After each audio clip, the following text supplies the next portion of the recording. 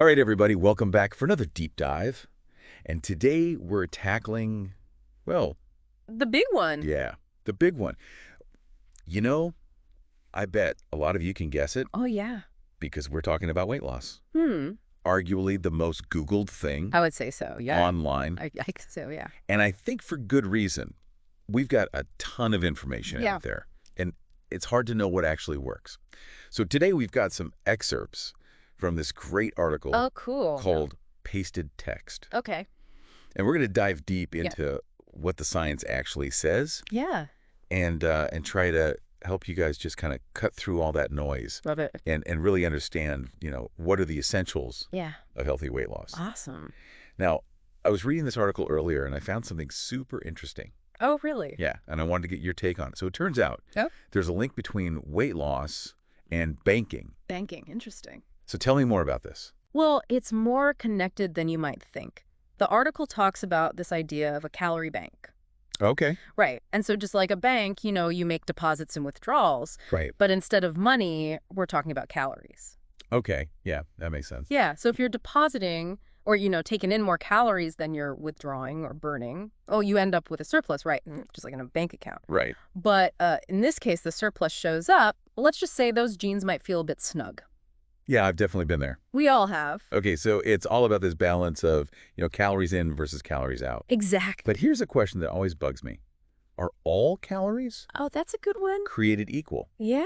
So let's say I have like a 200-calorie protein bar Okay. versus like a 200-calorie slice of cake. All right. They can't have the same impact. You are so right. Right. Yeah, you're on the right track. It's not just about the calorie number. Because some foods, they actually burn more calories during digestion. What?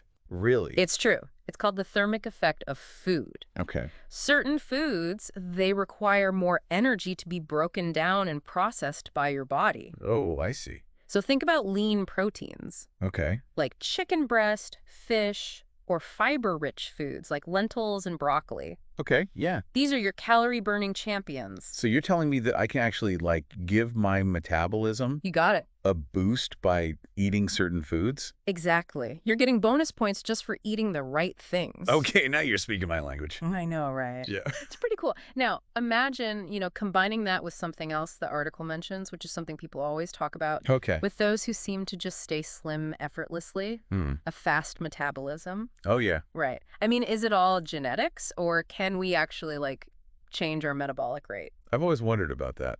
Well, genetics definitely play a role. Yeah. Your basal metabolic rate or BMR, that can be affected by things like muscle mass, your age. Yeah. But here's the thing.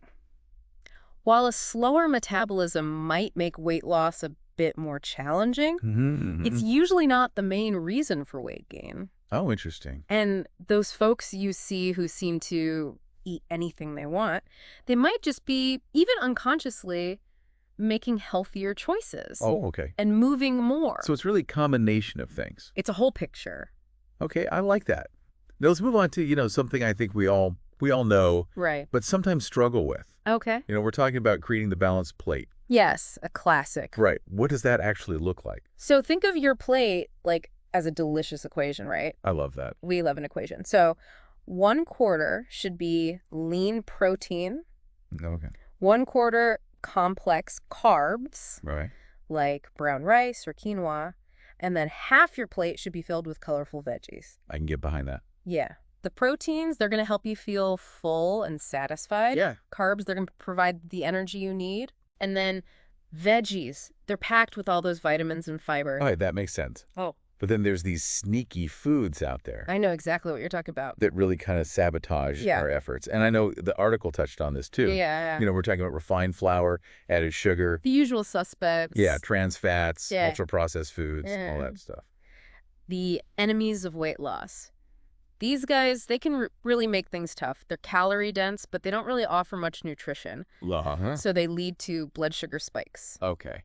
cravings, Oh, I see. and you end up overeating. Makes sense. And not only that, they can actually trigger inflammation in your body, Hmm. which has been linked to weight gain and other health problems. Really? Yeah. It's amazing how big of an impact That's huge. these processed foods have. Yeah, huge. So any tips for our listeners on how to kind of... Avoid those traps. Yeah. Become a label detective. Ooh, I like that. Yeah. Really pay attention to those ingredient lists, Okay. Watch out for hidden sugars, unhealthy fats, and anything you can't pronounce. Yeah, that's a good one. Right. If you can't pronounce it, it's probably not great for you. Choosing whole, unprocessed foods as much as you can, that's your best bet. Love that. Okay, I'm reading through this article, Yeah. and I found this really interesting point about stress Yeah. and how stress can actually cause us to gain weight. Isn't that wild? Yeah, I don't understand that. How did that work? So when we're stressed out, especially chronically stressed, Uh-huh. our bodies release cortisol. Great. It's a hormone. And that hormone can actually increase our appetite Oh, really? and even tell our bodies to store more fat, Oh, wow. especially around the belly. It's like it's working against us. It's like a primal instinct kicking in. Oh, wow. Our body's preparing to store energy in case of a threat. But it's just everyday stress. I know, it's not very helpful in our modern world. So besides, just trying to avoid stressful situations, which can be tough. Right. What can people do to manage that stress Yeah. and keep that cortisol in check? Yeah. What are some practical tips? Well, that's where self-care becomes a big part of the weight loss journey, I love that. right? Self-care. It's not just about the food and exercise, it's taking care of our minds, too. Totally. Things like yoga, meditation, Okay. spending time in nature, even deep breathing exercises. All of these can do wonders Awesome. to lower those cortisol levels. I love that we're bringing in this idea of self-care It's essential. because what it really is about is not this quick fix or fad diet. Right. It's about making sustainable changes Exactly. for the long term. Absolutely. It's about building healthy habits that just become part of who you are. Exactly. Think about it. Consistent, balanced eating, Right. regular exercise, Yes. managing your stress level, I love it. and prioritizing good sleep. Those are the pillars Yes. that build a healthy lifestyle that's going to support weight management and just make you feel better overall. Absolutely. It's all connected. It really is. So to wrap it all up, Yeah. it sounds like what we need to do is manage our calorie bank account, Yes. right? Yeah. Make sure we're making good deposits Smart deposits. and withdrawals. And, Yeah. move our bodies, manage our stress, Yes. get enough sleep. It's all connected. You got it. And remember, it's not about being perfect. It's about progress. Yes. Small changes over time make a huge difference. So as you go